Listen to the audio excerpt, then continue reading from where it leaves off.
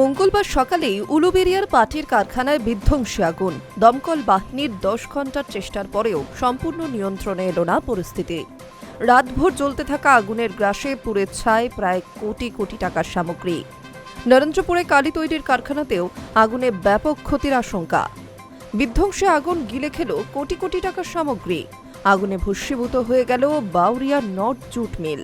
মিলের B1 ও bale godown বিভাগে সোমবার রাত 11টা নাগাদ আগুন লাগে।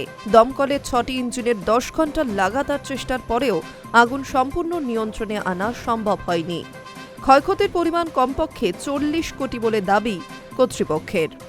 জুটমিল সূত্রে খবর, সোমবার রাত 11টা নাগাদ B1 বিভাগে আগুন দেখতে পান মিলের রক্ষীরা।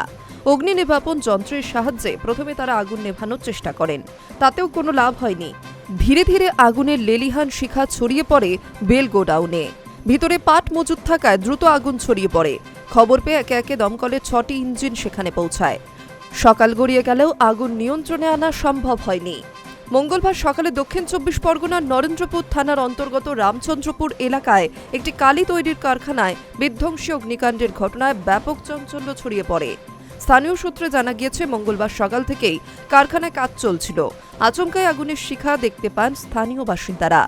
কারখানাটিতে প্রতিমা তৈরির প্রয়োজনীয় রাসায়নিক ও দাহ্য পদার্থ মজুদ ছিল। সেই কারণেই আগুন খুব দ্রুত ভয়াবহ আকার নেয়। খবর পাওয়া মাত্রই দমকলের 3টি ইঞ্জিন ঘটনাস্থলে পৌঁছায়। কারখানায় প্রচুর রাসায়নিক থাকা আগুন নিয়ন্ত্রণে আনতে দমকল কর্মীদের বেশ বেগ পেতে হয়। প্রাথমিকভাবে মনে করা হচ্ছে শর্ট সার্কিট বা অসতর্কতাবশত কোনো আগুনের উৎস থেকে এই বিপত্তি ঘটতে পারে। যদিও এই ঘটনায় এখনো পর্যন্ত হতাহতের কোনো খবর পাওয়া যায়নি। আগুন পুরোপুরি নিয়ন্ত্রণে এলে ক্ষয়ক্ষতির পরিমাণ দেখে সঠিক কারণ সম্পর্কে নিশ্চিত হওয়া সম্ভব বলে সূত্রের খবর। Hi news network.